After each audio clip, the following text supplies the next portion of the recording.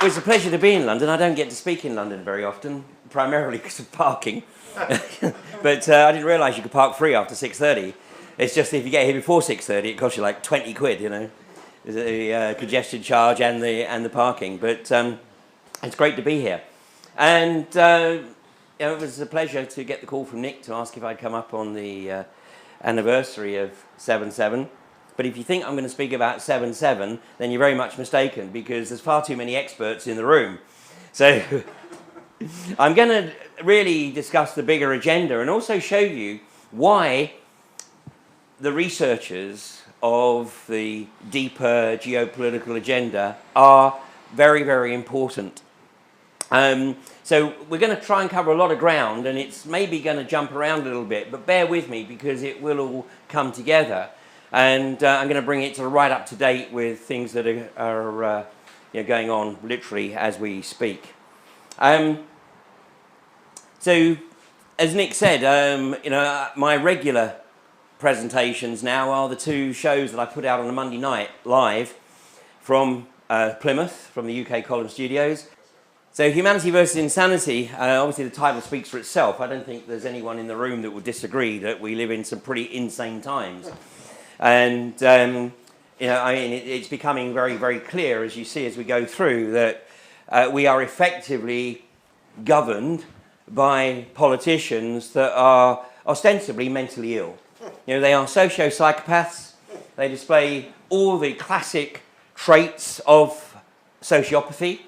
And for them to take some of the decisions they do, to make some of the statements they do, they have to be mentally ill, because they are not acting in the best interests of humanity by any stretch of the imagination. So that gives me an opportunity to cover the sort of broader issues. But as I'm sure many of you are aware, for the last 2.5 years, I've absolutely focused on trying to raise awareness of the hydraulic fracturing agenda. Obviously, 20 years in the oil industry gave me the insights that I needed. And I'm going to touch on that a little bit later, because it's inextricably interlinked with everything that is going on a broader basis. And how synchronistic, if you like, that right now, of course, Greece is very much in the news, and we're going to address that a little in brief a little bit later. But of course, it was exactly 10 years ago that another Greek got our attention. And this was George Sedasis, the driver of the bus. Yeah. And, did a bit of a disappearing act, didn't he? Yeah. He ended up in, I think, West Acton, some 7 miles away, and allegedly was there some 30 minutes after just calmly walking away from his bus. Now, there's a number of people who have made observation that, he was probably in shock, but he doesn't seem to be in too much shock there. And I've never been able to get to the bottom of this. I mean, why this guy's doing a line of coke up here on the bus, And has anybody ever managed to establish the identity of these people? No, they've never really come forward here. But allegedly, George Sedasis gets out of his cab. Of course, he's completely uninjured, and walks past the carnage, literally the carnage at the back of the bus. Somehow disappears here. And turns up some, we later discovered the timeline about 30 minutes later in West Acton. But this is, of course, the classic outright terror, bold and brilliant. Anyone who thinks that was an accident, then, maybe I'm going to shake you from some of your delusion, but I doubt there's anybody in the room who thinks that's accidental. This, of course, is a classic signature of the rogue international terrorists who operate generally within the guise of Mossad, CIA, and MI5. In fact, somebody actually posted on Facebook today asking whether this was going to be filmed, and somebody responded and said, yep, MI5, CIA, and GCHQ will all be there filming it. Well, they're probably here recording it somewhere. But this is their signature. They like to rub it in. They like to tell us what's going on. And this is basically them doing this to us. They're basically saying, we know there's some of you out there who know what's going on. We know that, but it's not enough. It's not enough, and we can do this with absolute abandon because the gullible masses will simply believe whatever narrative we put out to them, regardless of the fact that the physical evidence does not support the alleged theory of what occurred. So, outright terror, bold and brilliant. Now, the beauty of 7/7 was that being almost 4 years after 9/11. Now, when 9/11 occurred, I came back to the UK. I was actually in Belize at the time. I was watching events unfold. It was 8 o'clock in the morning in Belize. I was watching it unfold on CNN, just like a lot of other people. Now, synchronistically, I'd been in Central America for 6 months, and my ticket had always been booked for Saturday, September the 15th. So that was my flight out, and it just so happened that that was the first day on which flights were able to get back into the US. So it was actually Saturday morning, September the 15th, 2001, that I flew out of Belize City into Houston, then up to Cleveland, and it was very, very interesting watching, what was going or being put out on the news.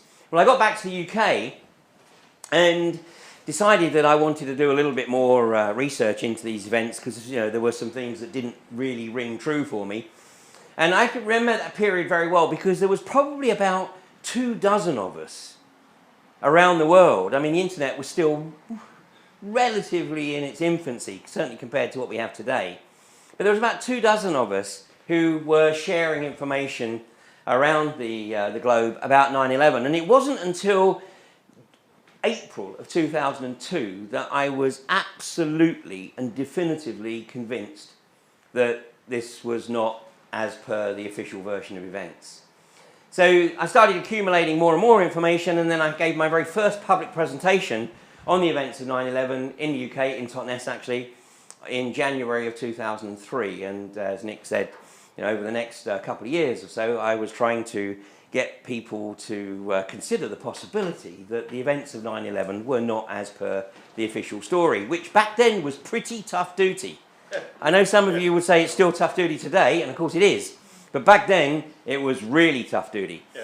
And to this date, I have only ever had one venue pull the plug on me for any presentation on any subject, and that was in Torrington in North Devon, where I turned up to give the presentation, and the landlord said, "You're not giving that here, mate. That's disrespectful." So, obviously, by July 7th, 2005, there was a burgeoning 9/11 truth movement in this country. It was still pretty much loose and networked, pretty uncoordinated, but actually that was the good thing about it back then. So by the time we got through to 7/7, obviously there was a lot of people looking at this with the proverbial fine-tooth comb. Now, I was in Devon at the time. In fact, I don't have TV, I don't listen to the radio, but my son called me from London and said, "Dad, you got to get your TV on." Well, I didn't have the TV connected, but I managed to rig it up and spent the rest of the day, of course, watching events unfold. And like many of you here, I'm sure it was approximately 5:20 in the afternoon when I knew definitively that this was a false flag event. And that was when Peter Power went on to ITV and stated that, what a shock. We were carrying out an exercise this morning, and the exercise was based on bombs going off at exactly the same 3 stations where they went off this morning.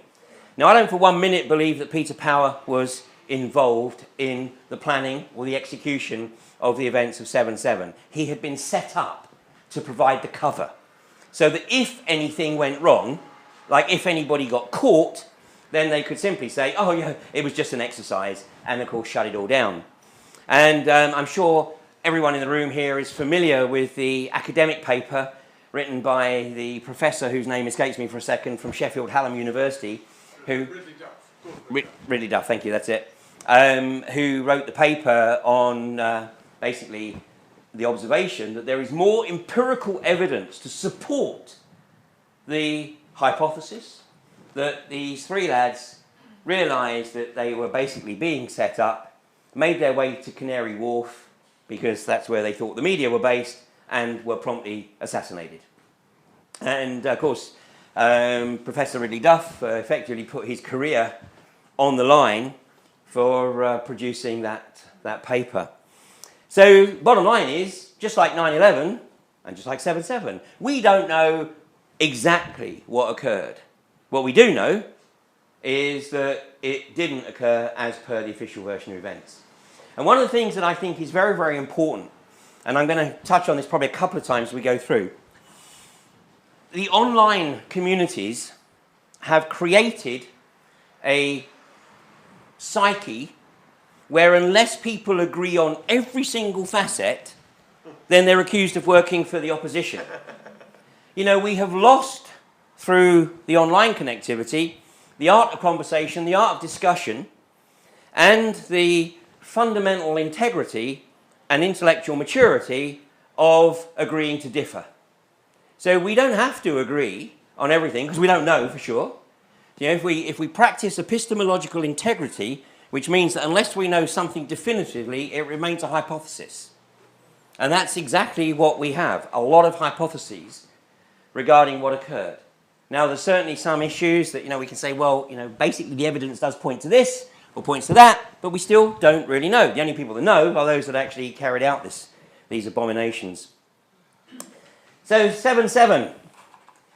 I think this was the moment, of course, when it really started to go relatively viral.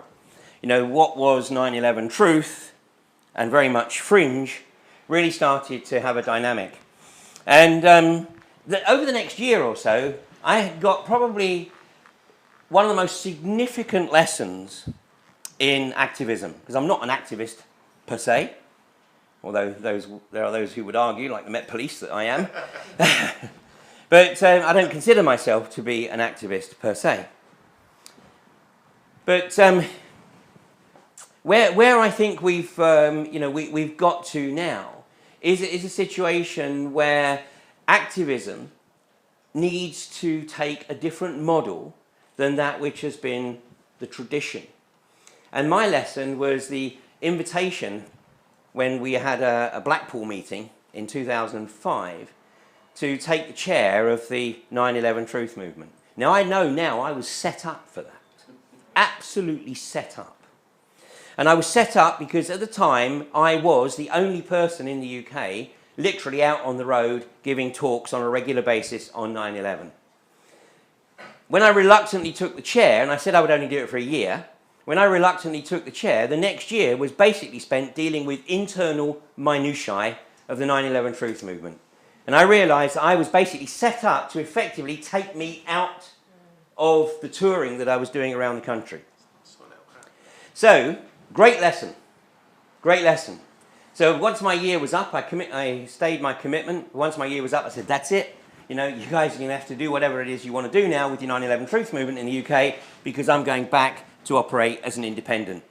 And that's a philosophy that has served us very, very well, as you'll see, with the anti-fracking movement. And one of the reasons that we are so successful is because we do not have a national organisation. We do not have a leadership. Right? And I'll talk more about that in a second. This is very, very important in terms of actually getting information out to a wider audience. So now let me roll the clock forward, because obviously after the research of 9/11 and 7/7, I thought, and of course a lot of other stuff as well, I thought that I'd pretty much got the picture, got the measure of the way these socio-psychopaths operated. Now the following year, in April of 2006, I was invited to participate in a 9/11 Truth Conference in Chicago. And this was like the very first 9/11 Truth Conference organised on any kind of international basis. And everybody whose name you know was participating. But about 3 weeks before I had to leave to go over to Chicago, I had this real sense of foreboding.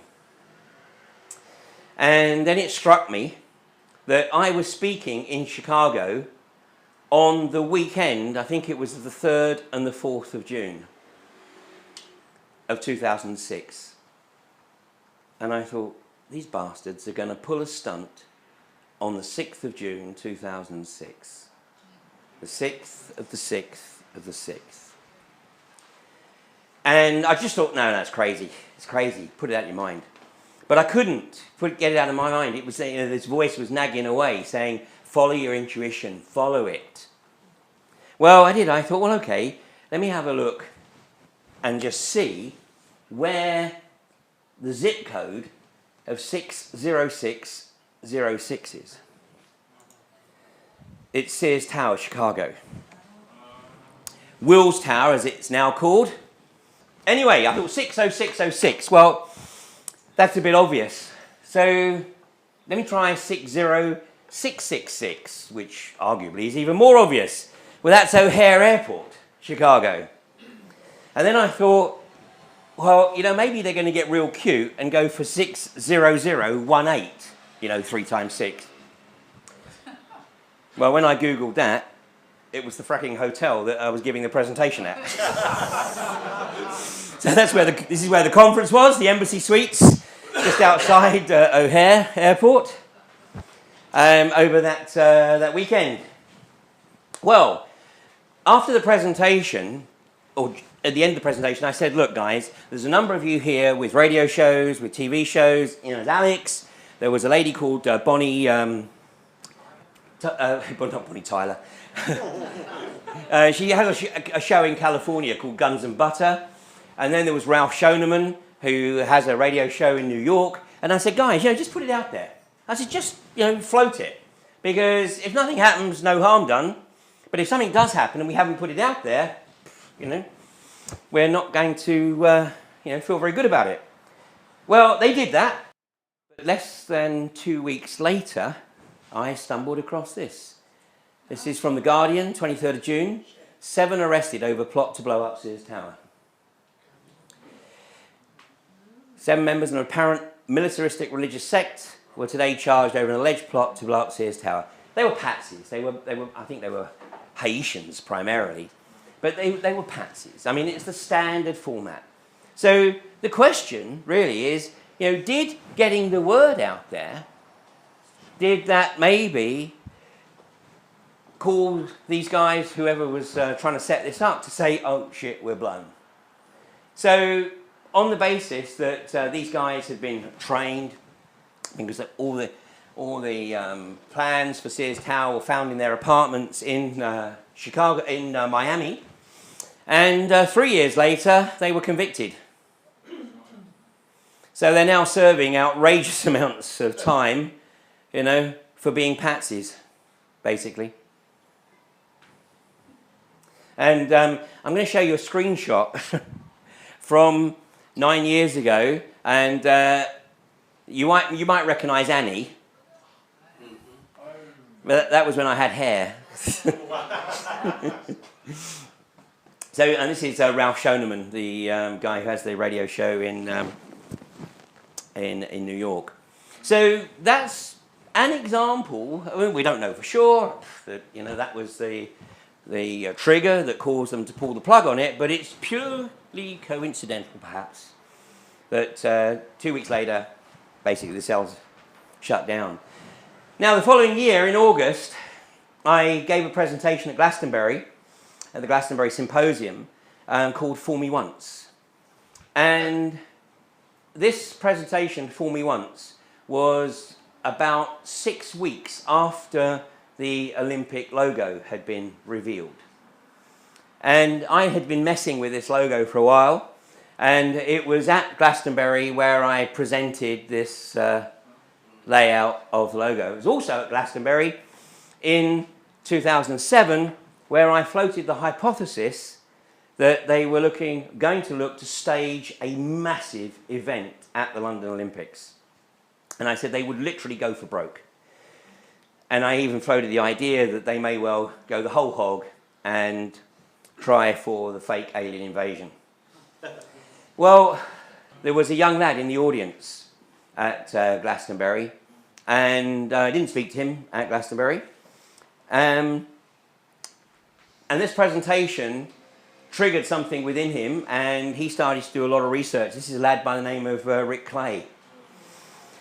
And I think that Rick really did an amazing job in terms of getting the word out on a wider basis. And the way it happened is that in March of 2008, Henrik Palmgren had contacted me and said, would I do an interview on Red Ice Creations? And I said, yep, I'll do the Codex Alimentarius presentation. He said, well, I'd actually like you to talk about the stuff that you presented in Glastonbury last year. And I knew that the second hour on Red Ice was by subscription only. So what I said to him was, I said, look, I would actually prefer to keep the Olympic stuff to the private hour, because I'm actually trying to reach out to Middle England with my Codex Alimentarius stuff, and this might just sort of undermine it a little bit. So he agreed to that. But in the course of a Red Ice interview, Henrik's brother, Frederick, is sitting on the computer, literally doing searches on almost anything that you talk about. And of course, they came up with some of the stuff that Rick had posted. So the following week, they asked Rick if he would go on the show. And actually, Rick did 2 weeks solid. He did 2 hours first week, 2 hours second week. Sadly, shortly after that, Rick went into psychosis, and he asked Henrik and Frederick to take down the interviews. And we don't know exactly what transpired. But sadly, in August of 2008, he passed. It's alleged that he committed suicide. I must confess, I tell you, I don't think there is anything untoward about this. He was clearly a very disturbed lad. He was at home. He was with his family. I think that, we know he had been using psychoactives. And I did a show on Edge Media on September the 11th, 2008, where I was talking specifically about using information gleaned under the influence of psychoactives and sharing it before you have a chance to literally embody it, to integrate that information. Because Rick was accessing stuff and was literally just like, it was just put out there. But I think there is a very, very strong possibility that because of the prominence that Rick achieved with that information, then if anything was being planned at the Olympics, I think they had second thoughts about it.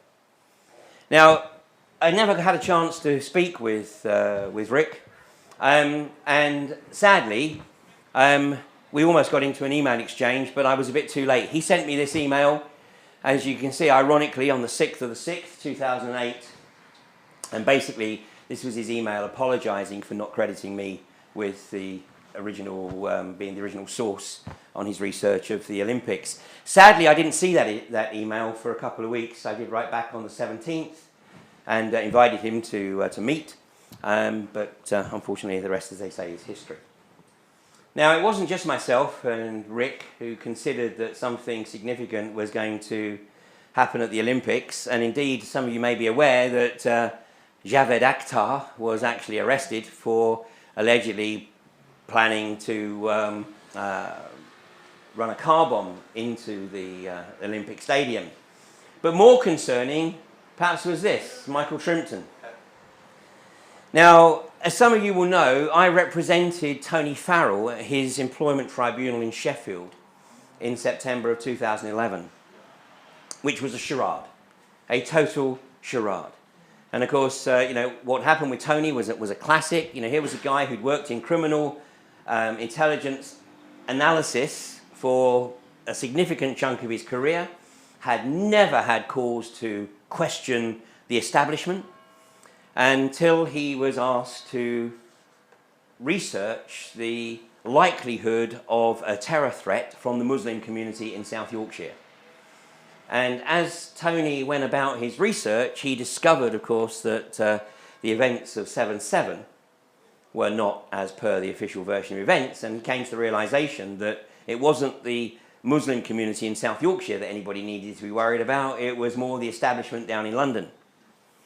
And Tony was so shocked by this that, being a Christian, he went to talk to his local priest, vicar, whatever.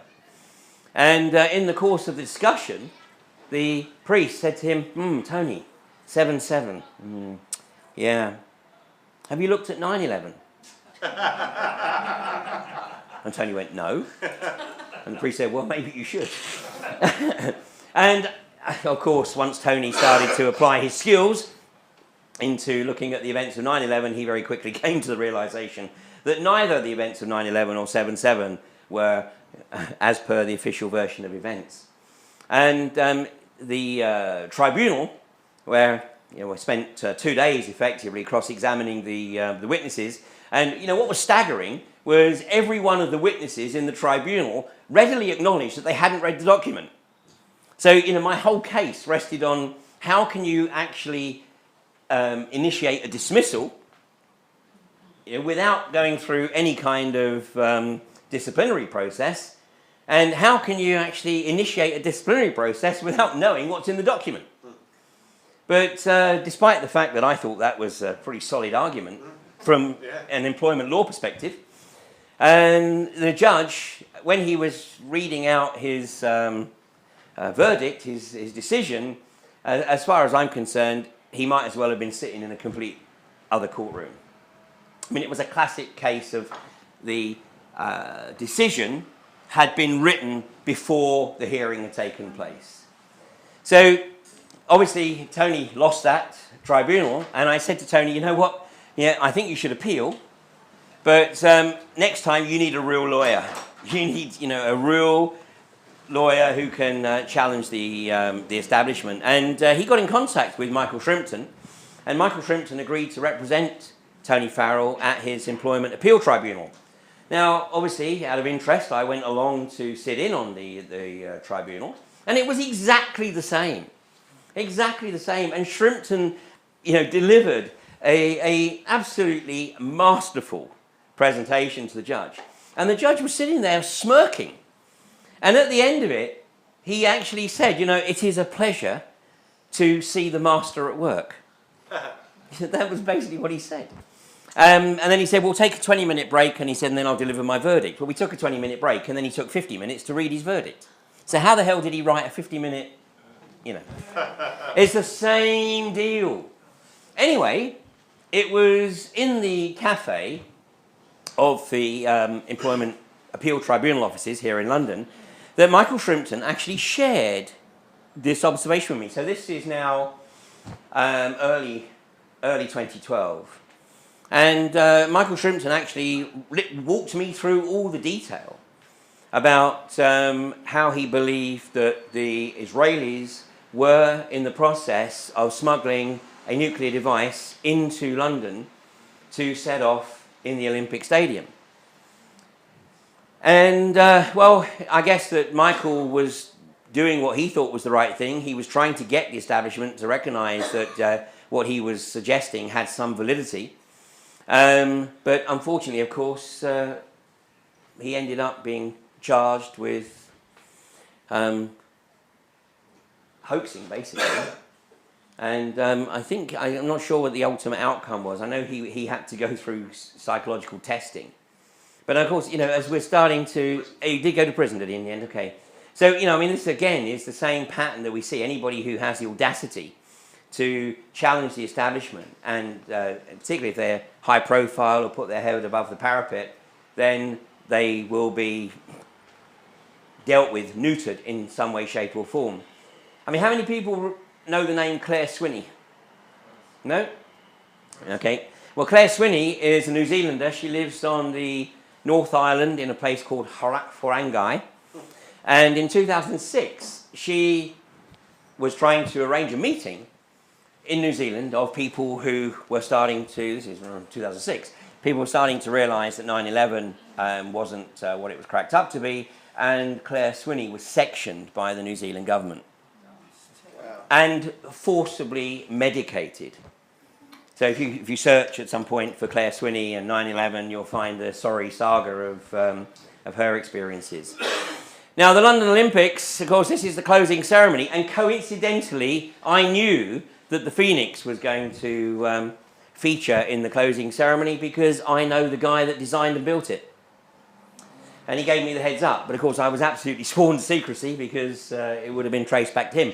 But he didn't know how it was going to be used in the ceremony because it was all done on the basis of a need-to-know principle, so that everything only came together literally in the final rehearsals.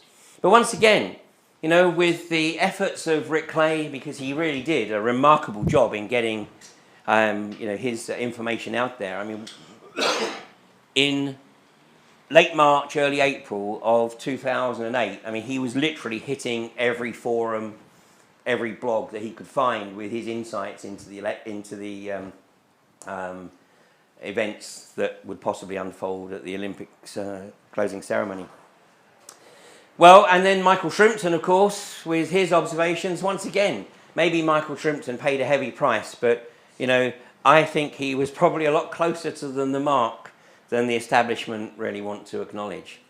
So, it's just an indication of we have to be very careful when we're putting this stuff out, but we still need to put it out.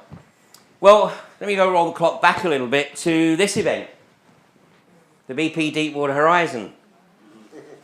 Because I had actually been in Mozambique for the 3 weeks prior to this event, staying with my daughter, who was working as a diving instructor in Mozambique. And you may remember that all of the airports in Northern Europe were shut at this time. You probably remember this because it's the clearest blue skies anyone has seen in a long time. And this was because of the ash cloud from the Icelandic volcano. So at the end of my 3 weeks, airports were still closed in Northern Europe, so I had a choice. Did I stay in Maputo in Mozambique, or did I make my way to Lisbon and then hang out in Lisbon until I could get a flight into London? Well, I took the decision to go to Lisbon. So I landed in Lisbon on the 18th of April. And when I went to bed that night, I was laying in bed, and all of a sudden I had that same sense of foreboding that I'd had prior to going to Chicago. And I'm laying in bed and I'm thinking, fuck, tomorrow's the 19th of April. Now that's not rocket science. On the basis that it was the 18th of April, following day was indeed going to be the 19th of April. But of course the 19th of April is the day of sacrifice by fire. So in the occult calendar, the 19th of April is very, very significant. So let me just cast your mind back 25 years, not even. 19th of April, of course it happens to be, the 19th, 20th is the period. Happens to be Hitler's birthday, Queen's birthday. It's also the date of the Waco massacre. It's the date of the Oklahoma City bombing. It's the date of the Columbine High School massacre. And I thought, they're going to pull a stunt. They're going to pull a stunt tomorrow. So I slept on it, and when I woke up, still had the sense of foreboding. And I came back, and I really, felt driven. I had to get a newsletter out. I mean, it was almost the end of the 19th of April when I put it out. But I put it out, and I basically said, look, be very vigilant. Be aware that today is the day of sacrifice by fire. We're not out of the woods yet. There's still another day to follow in the Western Hemisphere. So I got the newsletter out there. Anyway, of course, the morning of the 20th, nothing. But then when I woke up on the morning of the 21st, switched the computer on, my email is just downloading hundreds of emails. And basically the message is, Ian, do you think what happened in the Gulf Coast is the event you were talking about? And I didn't even know what had happened in the Gulf Coast at that time, so of course I had to put the TV on, and of course then I discovered this. Well, my initial reaction was no. I spent 20 years in the oil industry, shit like this happens, unfortunately, but it does happen. So my immediate reaction was no, this is probably not the event I was talking about. But I thought, I'd made the commitment, I better take a look at it. Well, I actually gave a presentation in San Jose at another 9/11 event in mid-May of 2010. And at that conference, I was asked specifically whether I thought the BP Deepwater Horizon was a staged event. And at that conference, I said, I didn't think so.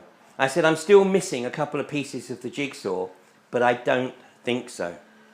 A week later, I had a complete change of opinion. because I'd come across some other information, and what I discovered was that these two guys, who were the BP company men on the rig, Bob Kaluza and Donald Verdreen, this guy had been put on the rig just 3 days before the explosion. He was extremely inexperienced in deep water operations, and he had replaced the most experienced company man in the BP deep water fleet, a guy called Ronald Sepulvado. And Ronald Sepulvado still doesn't really understand why it was he was taken off the rig on that particular day and replaced by Kaluza.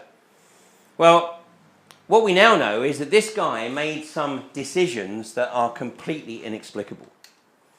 And the core issue of this is my former company, Schlumberger, were engaged on the rig to run the cement bond log. In other words, when you open the well to production, basically there's not going to be a problem. Well, the Schlumberger guys ran the bond log at 7 a.m. in the morning of April 20th. Now, the first thing you do when you run a cement bond log is you hook up a spectral analyzer, basically, to establish whether or not there's any vibration in the well casing. And if there is any vibration, you've got a problem. Because the reality is, if there's any vibration, it ain't going to get any better. In fact, quite the opposite, it's going to get worse. The Schlumberger guys established that there was vibration, and they turned to Kaluza and they said, there's a problem, the well's kicking, you need to shut the well down now. Now, no Schlumberger engineer makes that kind of statement lightly, because if he's wrong, he will never ever work again, because the cost of that is so enormous. He has to be right. And most don't even get the opportunity to make that call in their career. So it's something that they're trained for, in the event that it's absolutely necessary to do that. Well, the Schlumberger guy knew that this was a major problem, and Kaluza's response was, not on my watch. Now, what we know now is that Kaluza had also taken the decision to run the cement casing when he didn't have enough equipment to be able to do so. Because he didn't have the spacers that he needed, the packers that he needed to keep the well casing in the centre of the well. Because people think a well shaft is vertical. It's not. It's a gentle helix. And when you run the casing down there, the casing is looking for a vertical shaft, but there isn't one. So when you're looking to cement the casing in place, you have to have the packers in place to keep it in the centre. The Schlumberger guys were spooked, because they knew, basically, that there was only one prognosis here, and that was disaster. Didn't matter what they said to Kaluza, he wasn't having any of it. Now, part of this may have been that there was a whole bunch of senior BP personnel on the rig who were there to give a safety award to the rig because it had gone 100 days or something without any kind of incident. Calm as a bitch. Anyway, the Schlumberger guys were so spooked, they called their boss in New Orleans, and their boss, having worked the rigs, knew exactly what the issue was, and he tried to call BP. If he did manage to call them, he didn't get a lot of joy. He arranged for a helicopter to fly out to the rig, and it's a matter of public record that the two Schlumberger engineers left the rig at 11 o'clock on the morning of April the 20th, just 4 hours after they had told Kaluza that the well needed to be shut in. 10 hours and 20 minutes later, boom. The loss of 11 lives. I mounted a campaign to expose these guys. A US-based journalist, Deborah Dupre, picked up on the case and worked with me from the US. We were both targeted, and if you search for Ian Crane BP, you'll find that there's an allegation that there's a $10 million lawsuit against me. And they're very clever, because what they wanted to do was completely isolate me from the people in the US, particularly on the Gulf Coast, who were starting to question what had occurred. So they claimed that I had gone over to the US, which I didn't, but they claimed that I'd gone over to the US and was deliberately trying to disrupt the local activist community in trying to identify what had happened on the rig. They're very good. They're very, very clever. Now, the reason I leave that up there, of course, under current legislation, I could ask for that to be pulled down. But the reason I leave it up there, and a lot of other stuff, is because if I hear anybody quote that, it tells me immediately whether someone's a researcher or a repeater. And it's very useful for me to know the difference between the two. Now, this was quite possibly the greatest ecological disaster ever to befall the US. And you would think that the US government absolutely wanted to get to the bottom of what transpired.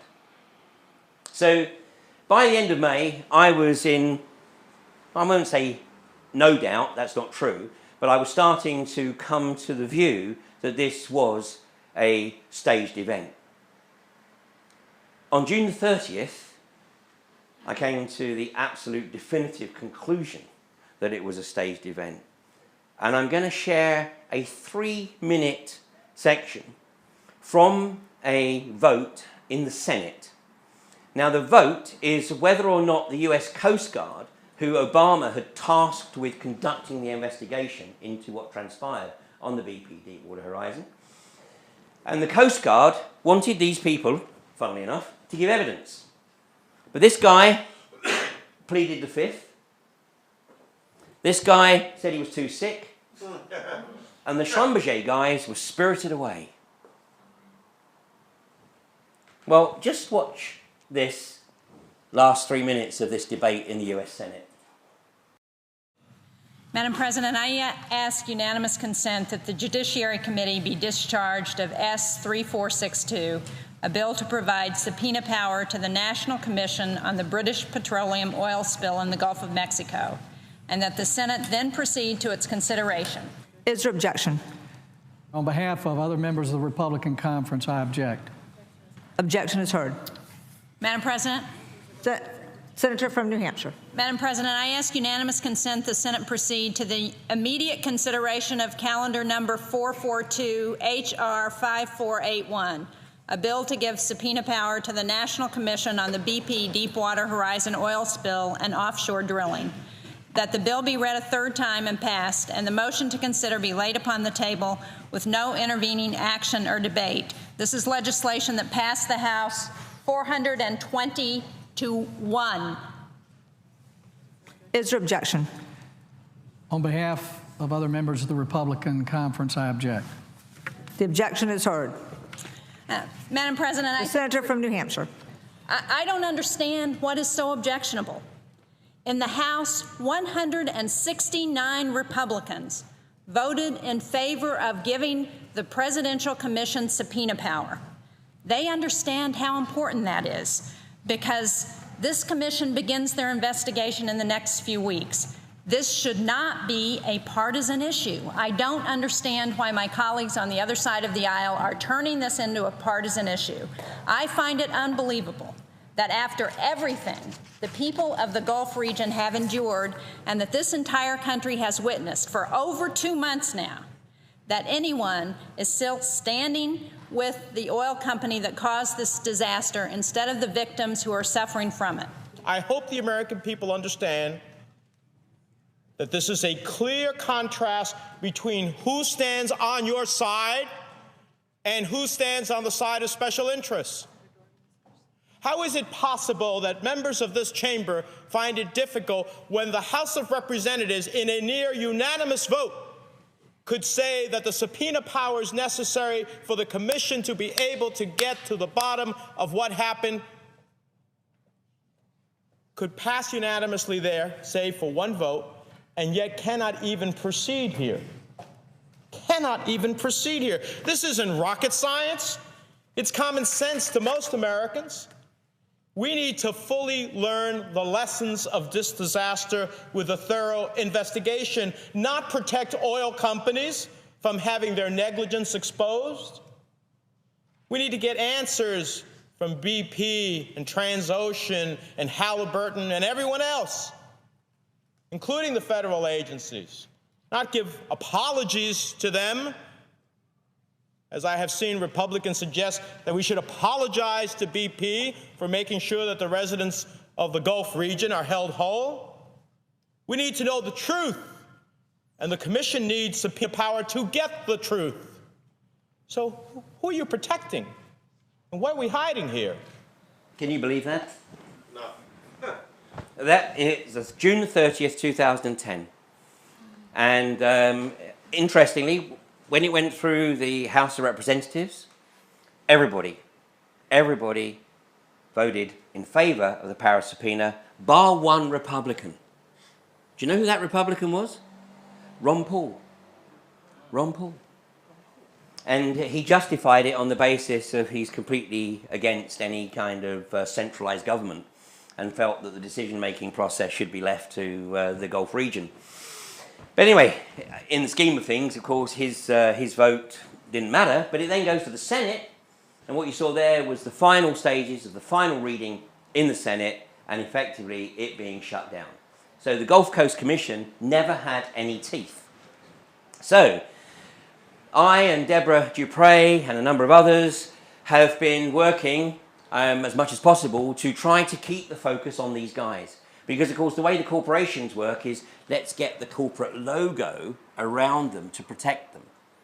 The corporate logo doesn't want you targeting individuals. Because if you target the individual and the individual is found to be negligent, then, of course, the company is negligent. And we maintained that campaign for as long as we possibly could. But in March of this year, all charges were dropped against these two guys. They had been indicted on 11 counts of manslaughter and 11 counts of seaman's manslaughter, because obviously it was a floating rig, so it's effectively a ship as well. But what happened, of course, was that BP and the establishment simply kept kicking the can down the road until you get to almost 5 years and everyone's forgotten about it. Because once the charges were dropped, there was no interest whatsoever. And once the charges were dropped against them, this was the other thing that BP was doing. BP was saying, basically, we're not going to accept any liability or settlement until such time as all charges are dropped against these guys. Because they knew that if the charges were levelled against these guys, and those charges were found to be proven, then, of course, BP could not escape full responsibility for its liability. It's a very, very crazy world. Socio-psychopathic global corporatists. Okay, we're going to take a break in about 10-15 minutes or so. So let's bring some things more up to date. I'm sure you're going to be familiar with this presentation. I'm just going to take a very short extract from it. This was David Cameron at the UN on September the 25th of last year. The root cause of this terrorist threat is a poisonous ideology of Islamist extremism. This is nothing to do with Islam, which is a peaceful religion which inspires countless acts of generosity every day. Islamist extremism, on the other hand, believes in using the most brutal forms of terrorism to force people to accept a warped worldview and to live in a quasi-medieval state. To defeat ISIL and organizations like it, we must defeat this ideology in all its forms. As evidence emerges about the backgrounds of those convicted of terrorist offenses, it is clear that many of them were initially influenced by preachers who claim not to encourage violence, but whose worldview can be used as a justification for it. We know this worldview, the peddling of lies, that 9/11 was somehow a Jewish plot, or that the 7/7 London attacks were staged. The idea that Muslims are persecuted all over the world as a deliberate act of Western policy. The concept of an inevitable clash of civilizations. We must be clear, to defeat the ideology of extremism, we need to deal with all forms of extremism, not just violent extremism. For governments, there are some obvious ways we can do this. We must ban preachers of hate from coming to our countries. We must prescribe organizations that incite terrorism against people at home and abroad. We must work together to take down illegal online material like the recent videos of ISIL murdering hostages. And we must stop the so-called non-violent extremists from inciting hatred and intolerance in our schools, our universities, and yes, even our prisons. Of course, some will argue that this is not compatible with free speech and intellectual inquiry. But I ask you, would we sit back and allow right-wing extremists, Nazis or Ku Klux Klansmen to recruit on our university campuses? No. So we shouldn't stand by and just allow any form of non-violent extremism. So you are all, of course, classified as non-violent extremists. I mean, just to reinforce what he said there, the peddling of lies that 9/11 was a Jewish plot, or that the 7/7 London attacks were staged. The idea that Muslims are persecuted all over the world is a deliberate act of Western policy. No shit. The concept of an inevitable clash of civilizations. We must be clear, to defeat the ideology of extremism, we need to deal with all forms of extremism, not just violent extremism. They know very, very well that more and more people are starting to wake up to their lies and their deceit. Now, we tend to think that, of course, this is unique to the UK, and what's going on here is just a UK issue. But at almost exactly the same time in Australia... Madam Speaker, regrettably, for some time to come, Australians will have to endure more security than we're used to and more inconvenience than we'd like. Regrettably, for some time to come, the delicate balance between freedom and security may have to shift. There may be more restrictions on some so that there can be more protection for others. After all, Madam Speaker, the most basic freedom of all is the freedom to walk the streets unharmed and to sleep safe in our beds at night. So, Madam Speaker, creating new offences that are harder to beat on a technicality may be a small price to pay for saving lives and for maintaining the social fabric of an open, free and multicultural nation. So, by the way, Harper made pretty much the same speech in Canada. John Keyes made pretty much the same speech in New Zealand. So, this is all part of the global agenda to try and shut down any dissent whatsoever. This is how it was reported: reduction in freedom necessary to save lives from terrorism threat. And the reality is that in Australia, of course, people are going, what? What terrorism? There's a multicultural society probably today, other than the US. Well, I was invited to go out to Australia last year to give a series of talks at the Freedom Summits. In fact, Ken's going to be going out there this year, I think, aren't you? To participate in the Freedom Summits events. And, I wanted to address this issue. So I did a little bit of research in the risk that Australians face in terror threats. And this is what I came up with. So what you see is here's the threat that Australians face of terrorism. This is between 1978 and 2014. 113 allegedly. Well, Barley 1 accounts for the majority of those, and we know what Barley 1 was all about, right? Barley 1 was about getting the Australians on board for the Iraq War, the invasion of the Iraq War. And Barley 2 was to reinforce that. 11 Australians killed in 9/11. And 2 caught in crossfire because they happened to be in the wrong place at the wrong time in Ireland.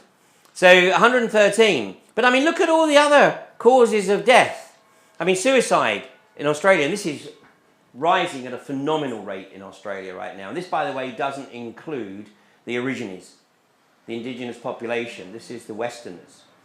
And the level of unemployment, the austerity that's being applied in Australia is the same as everywhere else. More homelessness in Sydney when I was there last year than I'd ever seen before. But I mean, look at all the other causes, like you'd expect to see: car accidents, homicide. Falling out of bed, though. Falling out of bed, 417. Falls off ladders, 230. Falling off chairs, 198. So I didn't hear Tony Abbott give a speech basically outlawing beds, tables or chairs. Well, then you see the suicide rate go up. Come home from work and you've got no fucking bed, table or chairs, might as well top yourself. I mean, this is the absurdity. This is the absurdity of what we're facing here. Anyway, during the course of my presentations on the Freedom Summits tour, I said, based on what Tony Abbott had presented in the Australian Parliament, I said, I think you guys better start preparing yourself for something to transpire on Australian streets. Well, we didn't have to wait too long, did we? And again, I mean, just like every other false flag event, the anomalies are glaring. And fortunately, of course, there are people that are all over it. And they literally just have to keep blagging. You know, they work on the basis that if you just keep saying the same lie over and over and over again and deny the absolute hard facts, you know, and we're seeing that particularly with the unconventional gas agenda, the fracking, you know, where the evidence from places like the US and Australia is absolutely irrefutable, and yet they'll say there's never been any case of contamination of the water, there's never been any case of negative health impacts. They just keep saying it over and over and over again. And, you know, when I realized that we were making the breakthrough was earlier this year, Paris, right? And this is the guy who had a, I don't know whether that's an AK-47 or whatever, but at close range, he was shot in the head. Right. Right. And there were, in fact, I mean, there's nothing, is there? There was no mess. You know, there wouldn't be much left of his head. A bit like Jean-Charles de Menzies. By the way, amazing coincidence.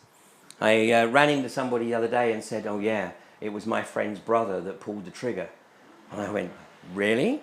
I said, so, you know, can you ask your friend's brother at what point Jean-Charles de Menzies was considered to be incapacitated? You know, 7 bullets to the head. Yeah. 1 to the shoulder and 3 missed. And they were dum-dum bullets. Incredible, wasn't it? And there was so much more that came out of that. And of course, how many of you are aware of this guy? Yeah, Helrik Fridu, who allegedly committed suicide with his own firearm, and was actually starting to question the events in Paris. So every time the establishment pulls stunts like this, it actually works in our favour. Because more and more people, the seeds have been sown, and what's happening is those seeds are lying dormant. You know, we never know when that seed is going to germinate. But those seeds that have been sown over the last 14 years or so, every time something like this occurs, more of those seeds germinate. Now, you know, we're not necessarily at the critical mass yet, but we're fast approaching the point where, you know, we can really tip the balance. And what a lot of people don't realise is we don't have to be 80%. You know, when I hear people say we are the 99%, no, we're not. You know, because 96% of people don't give a shit and never will. But we are the 3%. And maybe it's going up to 4 or 5. Well, the reality is that it was only 3% of people in the US that took up arms against the might of the British Army and got that country independence. And it's actually estimated that only 8% actually wanted independence anyway. But 3% can make a massive difference. So everything that's occurring right now is actually working in our favour. And what we're seeing more and more is the establishment behaving like a wounded animal. Yeah? Anyway, more of that after the break. Thank you.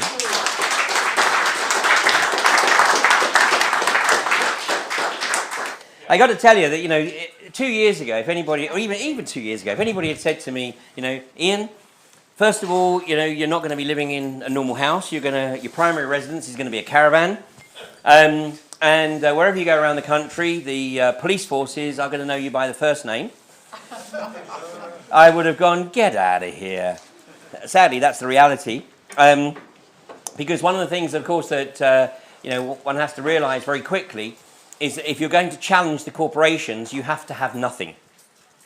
Because the corporations work on the principle that most people are constrained by the bondage of their assets. In other words, you will not challenge the corporations because you will not, and they know it, put everything that you have worked hard for at risk against the corporations. So the only way to challenge them is to have nothing. So right now, I only have £34,511.25 hanging over my head in court costs. But good luck with that, guys, because... It'll be worse with TTIP, won't it? Yeah? So, you know, all my computers are owned by UK Column. My caravan is owned by somebody else, you know. So what have they got? It's the only way you can do it. And they know it. But what's happening is that more and more people are starting to actually step up to the plate and challenge these sociopaths. And they know it. But now, as I said earlier, they are a wounded animal. They are a wounded animal, and we have to understand that they're going to behave like a wounded animal. And the normal rules don't necessarily apply. Now, that doesn't mean to say that we have to lower our standards. It just means that we have to work harder at sowing those seeds. And as I was saying earlier, sowing those seeds is so important because you never, ever know when those seeds are going to germinate. And before the election, I was doing a series of talks around the country called Apathy Kills. And I was trying to get people to understand that by not voting, that's exactly what the establishment wants you not to do. Because the establishment knows that if you are capable of independent critical thought, you are most unlikely to vote for an establishment party. So they would rather you didn't vote at all. So just to put it in perspective for you, 10.4 million people didn't vote in the last election, and the Tories got in with 10.1 million votes. So if everybody who didn't vote had voted for the same party, one that doesn't exist yet, then they would have formed a government. But there's another way to do that. Consider the possibility, if 350 independents got elected to Parliament, the independents, provided they can actually establish some cohesion, but the independents would be the largest party and then would have the opportunity to form a government. Who knows what's going to happen? We are now moving into uncharted territory. And actually what's happening in Greece right now is, again, a gift for us. Because 10 years ago, if you raised the subject of fractional reserve banking, people's eyes would just roll back into the top of their head. Fractional reserve banking? Now, the vast majority of people who are, either part of or on the fringes of the alternative community, this rapidly growing amorphous morass that has no leadership, no structure. But most of those people actually could have a sensible discussion on the bank fraud. They might not know it in nth degree detail, but if you ever want a bit of fun, when you're next in the bank, whichever bank that is, and you're at the counter and saying, can you punch in your number? Oh yeah, and by the way, can you just give me a quick rundown on fractional reserve banking? I'll get the manager. Well, that's always fun as well, because the manager has no clue either. No. Because, of course, if these people did actually have any knowledge of fractional reserve banking, they wouldn't work in the banks because they'd realise they were perpetrating a fraud. People have to come to their own realisation. It's only when it becomes their truth that it becomes the truth for them. Yeah. So it has to be nurtured, not forced. Well, the establishment are doing stuff right now that we would consider to be completely insane. And I'm just going to share one observation with you. It's not directly linked to fracking, but it's not unconnected. This is a document that the British government published exactly 1 year ago, implementing geological disposal. This is a document that spells out the British government's game plan to turn the UK into a toxic nuclear waste dump. Now, that's out there for everyone to see, and of course, this version of democracy works on the basis that once you've put your X in the box, it doesn't really matter anyway, because they've got postal votes in the back room they can bring out if their candidate isn't looking as though it's going to get into the lead. But what they're doing with this is literally putting it out there on the basis that no one's going to take any interest. And this form of democracy works on the principle of non-participation. Non-participation. Now MPs, local councillors are starting to be subjected to scrutiny. And what you saw happen in Preston last week in Lancashire County Council was actually the result of massive scrutiny. That was the decision taken by Lancashire County Council to reject Quadrilla's application to drill and frack 2 wells on the Fylde, where the British government thought it was all done and dusted. But the councillors, instead of just waving it through like they probably would have done any other application, They knew that there was such enormous focus on them and such phenomenal level of awareness about this industry within the community, they better start taking an interest. This is one they don't want anybody to take a look at. So, anybody tell me what happened on March 25th this year at 8 o'clock in the evening in Parliament? They released this thing, didn't they? They issued this thing, I guess. No, that was a year ago. This has been available for a year ago. But it's not unrelated to this, so, you know, as a good effort. The March 25th was the day of the budget. So, of course, all eyes were on the budget. So the media the following day was full of, you know, how much people are going to save on tax or whatever. But at 8 o'clock in the evening, there was a vote in Parliament, and the vote was passed by 277 to 33. 277 to 33. And what that vote was for was to remove all participation of local authorities in the decision-making process of where to deposit toxic nuclear waste. Toxic nuclear waste. If you don't, you can download the document, but you don't even need to read it. You can look at the pictures. Because this is the graphic that spells out the 100-year agenda to effectively bury toxic nuclear waste in this country. There's a map that shows you where the waste is right now. It's primarily naval bases, nuclear power stations, and research establishments, some military establishments. The high-level waste is primarily at Sellafield, but these are all classed as temporary bases, temporary storage facilities. Now, if you want to see what the British government is looking to try to do, it's looking to emulate Finland, which has developed a deep underground nuclear waste storage facility about 220 miles to the northwest of Helsinki. And you watch the film that's been produced on this. It's called Into Eternity. It's subtitled. It's on YouTube. And these guys are openly talking about this facility being necessary for the next 100,000 years.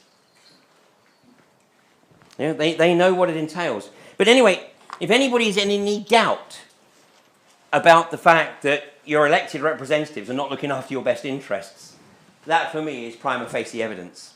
And it's not the only thing, but it's a very significant one. And it's an agenda that we absolutely have to watch what's occurring with it, because these socio-psychopaths are determined to milk whatever they can on behalf of their puppeteers, the global corporatists. Okay, now I'm going to change tack a little bit here, because this is all part of, again, this fear agenda that's being created. And I just want you to watch this short trailer from a film that will never be released.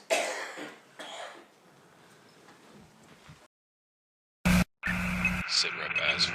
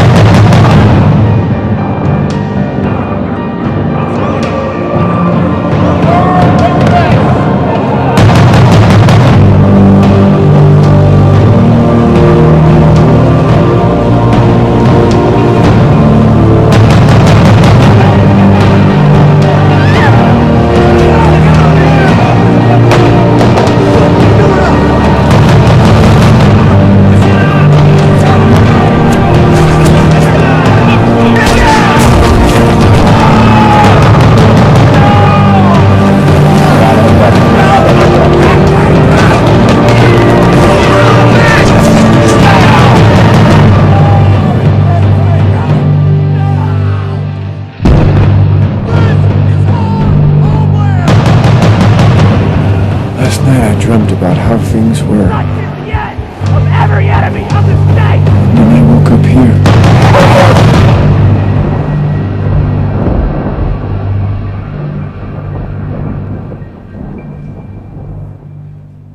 This is a film that had been in the making for some time by a young film director in the US by the name of David Crowley. Now, David Crowley had no history of mental illness or depression, but allegedly in, well, it was, hello? It was reported in January that he had allegedly murdered his family and committed suicide. In fact, the family had been laying dead for a while, probably since Christmas. It wasn't until mid-January that a neighbour suddenly started to realise he hadn't seen them for a while. Called it a hunch, but I'd say that there were forces at work here that didn't want David Crowley's grey state to be released. And Patrick Henningsen, I'm sure some of you will know of Patrick Henningsen. Okay, Patrick Henningsen gave an absolutely stunning presentation at AV6 this year, having spent best part of the last 12 months out at the Bundy Ranch in Arizona. And Patrick is absolutely of the opinion that if it wasn't for the presence of the militia supporting the Bundy family, then America would probably right now be under martial law. But the militia stood up to the federal government. The federal government realised that if they actually tried to initiate an armed assault on the Bundy family, then all hell was going to kick off and probably civil war. So there was a standoff, quite a lengthy standoff, and Patrick's presentation was absolutely spellbinding. You saw in the trailer there was a scene there where the family were watching TV and then they turned and looked up at the camera, and then it panned into the room where the camera operator was watching. This was the front page of the Daily Mail in March of this year. Put CCTV in every home. Oh, it's all on the basis of helping to prevent crime, of course. Safety. Well, it's a lot closer than you think. And Scotland has been targeted to be the guinea pigs for establishing the smart city. Whenever you see the word smart, it ain't smart for you or me. This is a short promo video for the company that is behind the smart city surveillance system in Glasgow. And when we showed this in Glasgow, you could actually hear the gasps and people's jaws hitting the floor. So take a look at this.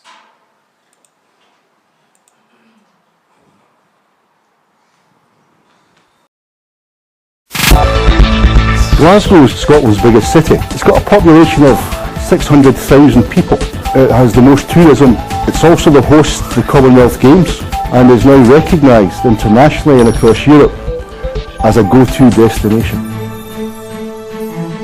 Community Safety Glasgow was established to tackle crime and antisocial behaviour, and we always focus very strongly on the use of technology and how technology could improve public protection. With the right partner, and we believe NICE is the right partner for us, we could develop systems and functionality that would transform how we operate within the city. The Operations Centre allows us to bring functions together that were in separate silos, and that's currently happening. We have around 442 cameras throughout the city. We also have up to 30 redeployable or mobile cameras and a variety of mobile vehicles, all streaming live into the Operations Centre.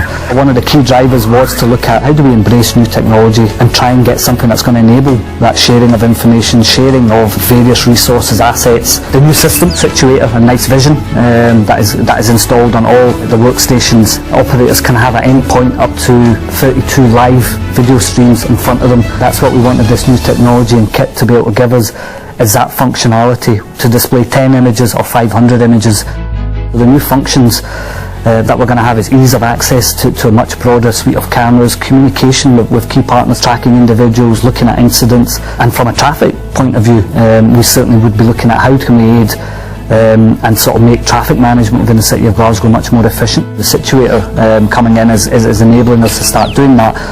Operators are able to pull up images a lot quicker from various sources, very seamless. You know, that's a key thing for us. It has to be seamless, and that has started. That process has started. You can never replace an operator. I think the human element will always remain, but what we can do is make the operator a lot more efficient.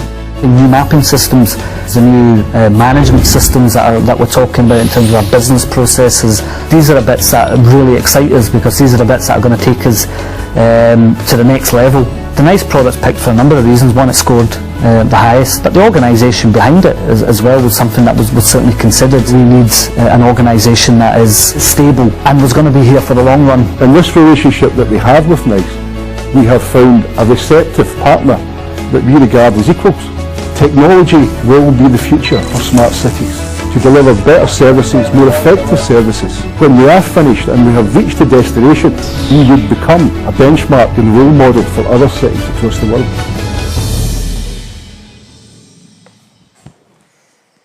Just how gullible can you be? You notice, I mean, they pretty much said they're using it for tracking individuals. Yeah. They said they had 442 cameras, but then they said that we can pick up images from multiple sources, because there's no such thing as CCTV anymore. Everything is basically hooked into the web. So these guys pretty much have access to anything that is feeding into the web. And they said that they've got into a partnership with a partner that they can trust, a partner that they consider to be equals, and a partner that's there for the long term. Now, anyone want to hazard a guess as to which nationality this partner is? God, you guys are good. It's ICTS. So we have a common denominator, of course. You know, 9/11, you know, the Israeli security at every airport where the planes took off on 9/11. We've got the Israeli security company behind the security here on the London Underground, of course, bought in by Bob Kiley, who at the time was the highest paid civil servant in this country. He was also an alcoholic. So, you know, we know pretty well that he was controlled right from the get-go. Of course, Israeli security company in Madrid. And now looking to be... Oh, they were at Fukushima as well, by the way. But coincidentally, they had picked up the Fukushima contract about 8 weeks before the disaster. And now they're getting into bed with this company. Now, the private company that's been set up to administer this total surveillance package is a company that is a 50-50 partnership between Police Scotland. It's a one police force in Scotland now, Police Scotland and Glasgow City Council. So, you know, this is the establishment moving to the next level. You know, this is from the very first cinematic production of 1984. And George Orwell, Eric Blair, in my opinion, wasn't writing a novel in 1984. He certainly never dreamed that it would become the best-selling sci-fi novel of the late 20th century. Well, I think he was actually writing a warning. I think he wrote two warnings. He wrote Animal Farm, which was the warning about a totalitarian left-wing state. And 1984 was the warning about a totalitarian right-wing state. And his influences, obviously, for Animal Farm were clearly the works of Marx and Engels. But his influence for 1984, in my opinion, was most likely this document from 1932, written by these two guys, Marion King Hubbard and Howard Scott, and it was a document called Technocracy, Inc. Technocracy, Inc. And basically, it's becoming increasingly more difficult to get this document online now. You have to really, really dig for it. When you consider it was written in 1932, in 1932, they had the total control vision, but they didn't have the technology. What they have now is the technology. And what they're in the process of doing is implementing it at a phenomenal rate of knots. So I would encourage you to try and dig that out. This is the guy who has become the champion for technocracy, Zbigniew Brzezinski. This is the book. Again, it's also becoming increasingly difficult to get hold of, Between Two Ages, America's Role in the Technotronic Era. It's basically an updated version of technocracy. He wrote this in 1969, published in 1970. And I'm just going to share with you a couple of Brzezinski's quotes from the book. No matter how deeply disturbing the thought of using the environment to manipulate behaviour for national advantage to some, the technology permitting such use will very probably develop within the next few decades. Using the environment to manipulate behaviour, like fluoride in the water. And now the proposition to put lithium in the water. Lithium, of course, is a core ingredient of SSRIs, selective serotonin reuptake inhibitors, otherwise known as antidepressants. It's certainly being proposed in Ireland. It's the mass medication of the masses. He goes on to say, more directly linked to the impact of technology, it involves the gradual appearance of a more controlled and directed society. Bear in mind, he's writing this in 1969, but he's paraphrasing what had been written previously in 1932. Such a society would be dominated by an elite whose claim to political power would rest on allegedly superior scientific know-how, unhindered by the restraints of traditional liberal values. Just let that sink in. Unhindered by the restraints of traditional liberal values. In other words, there are no rules, whatever it takes. This elite would not hesitate to achieve its political ends by using the latest modern techniques for influencing public behaviour and keeping society under close surveillance and control. You know, there is a misnomer that is used within the alternative community, because I keep hearing people refer to these socio-psychopaths as the elite. They're not the elite. They are literally the scum. I mean, they're not even something worth scraping off your shoe. Scum always rise. Yeah. So they are not the elite. So let's actually put something in perspective here. You know, they have control of the monetary system right now. Why? Because we have allowed them to take control. They have all the toys that they need. They have access to the technology and all the toys that they need to suppress any uprising. But as I said earlier, you know, people say we are the 99%. No, we're not. Let's get away from that. We are not the 99%. We are pushing towards that 3%. But you know what the reality is? They regard that 3% as the elite. Because they know that 3%, if they really get their act together, can bring about massive societal change without the financial system and without having all the toys and the weaponry. And they don't know how to deal with this. You know, Zbigniew Brzezinski a few years ago said the biggest obstacle to establishing the one world government is the rapid political and spiritual awakening of the masses. The political awakening, the understanding of the machination, the understanding of the financial system, the understanding of the fraud of admiralty law. As more and more people start to realise that basically these constraints can be shrugged off, you just got to have the balls to do it. But they want to keep people shackled. And they know the easiest way to keep people shackled is through debt. And that applies to the individual, it applies to the corporation, and it applies to the nation state. And that's why what happens in Greece over the next few days, literally, is going to be absolutely seminal. To be honest, either way now, I think, is still going to work in our favour. Because if they do the right thing, which is to close the financial borders and issue drachma, then that's at least going to get people talking about how they were able to do that. And if they're able to do it, how come Ireland isn't able to do it? Spain, Portugal, Italy, and so on. And if they don't do it, and they end up renegotiating, then basically what the Greeks have had to endure as austerity over the last few years will seem like a picnic compared to what's coming.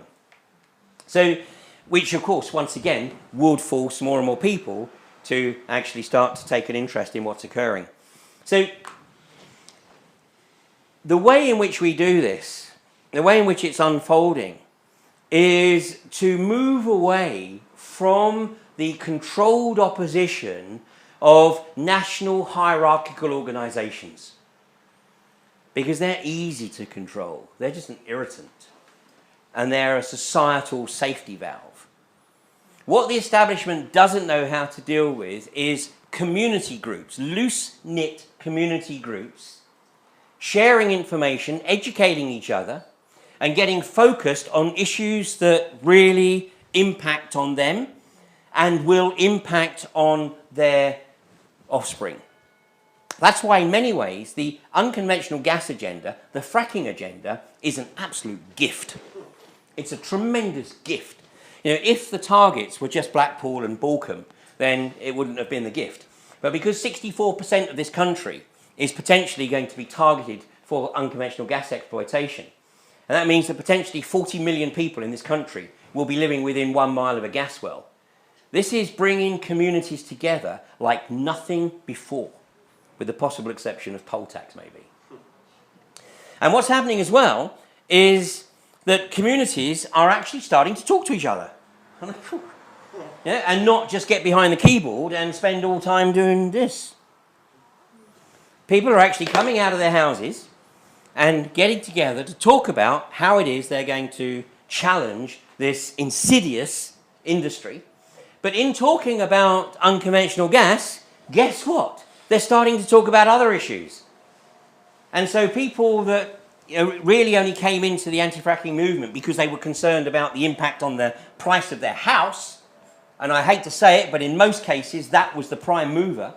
You know, when I was touring the country 2 years ago, talking about the effects, I'd be showing the effects of the contamination of water. The fact that farmers in Queensland were no longer able to farm, they couldn't grow crops, they couldn't keep livestock, loss of livelihood. The contamination of the soil, the contamination of the air, the open methane vents, causing massive respiratory problems in parts of Queensland. And people go, oh, that's terrible. Oh, that's really terrible. And then I would show the impact on their house price. They go, oh my God! I don't care what it is that motivates them. Whatever is the first trigger, and of course then they eventually see. And interestingly, though perhaps not surprisingly, 70% of the anti-fracking movement in the UK is female. Because women seem to be able to understand that if you destroy the water to the point where future generations are not going to be able to use that water, then they start to realise that actually this is a species limiting aspect to the whole operation. The worst people to talk to are the 45 to 75-year-old male with an engineering background. Because their attitude is, well, there's no problem we can't solve. Look at British engineering. Well, we look at elsewhere in the world and they haven't managed to solve it, so what makes us think that we're going to be able to solve it here? The evidence is there for all to see. So, in fact, what's happening in the UK with the unconventional gas industry, I think, is a tremendous catalyst. And my counsel, the truth movement has served a wonderful purpose. An absolutely wonderful purpose. But the truth movement now needs to step up to the next level.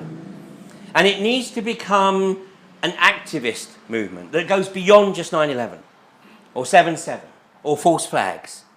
It's got to start getting involved in communities. Because, a word that we have got to see emerge into the British vocabulary is the solutionary.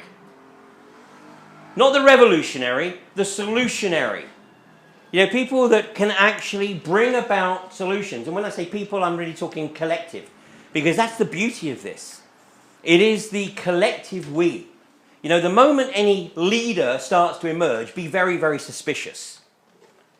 Because the Pied Piper will be put up to lead people down dark alleys, blind rabbit holes. No, ultimately, this is about empowerment. It's about empowerment of communities. And anything that disempowers communities, we should be very suspicious about. One of the worst tools for disempowerment is the petition. I hate petitions with a vengeance.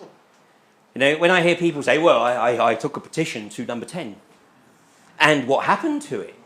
Well, I gave it to the guy who came to the door to collect it. And what happened to it when it went through the door? Well, I have no idea. I'll tell you what happened with it. It's in the bin. It's part of the charade. You know, after petitions, next comes the one-day protest. Now, the one-day protests, I will accept they're not a total waste of time, but let's understand that the people who benefit from the one-day protest are the transport companies, thanks to all the increased travel of people coming into London or wherever else. It's the food and drinks vendors in the city for all the extra business, and the police for the overtime and the riot training. And then everybody buggers off. So people get back on the train, they've had a nice day out, they've done a nice bit of networking, but in the scheme of things, it's completely meaningless. Petitions and protests are social safety valves. Nobody gives a damn. Unless, I mean, how many people were in London for the austerity march? 250,000? Okay, 100,000. Yeah? It was, all right, okay, so something in excess of 100,000 people. But, you know, if we had 100,000 people who came with tents and basically took the decision to camp in the London parks until such time as there was change, you know, and then more people came to join them, then we might certainly see some impact. You know, and that's what's happening with the fracking camps. You know, it starts out with a few people, and then the locals start to take a bit of an interest once they realise that the camp is there to work with the community, not cause problems, to work with the community. And then when the local community gets to the point where they've got the critical mass, the people from the camp can just go home or go to another place and camp. Because it's about empowering the community, getting the community to take responsibility for bringing about the changes that they know they need to see. You know, and austerity in the south doesn't really exist.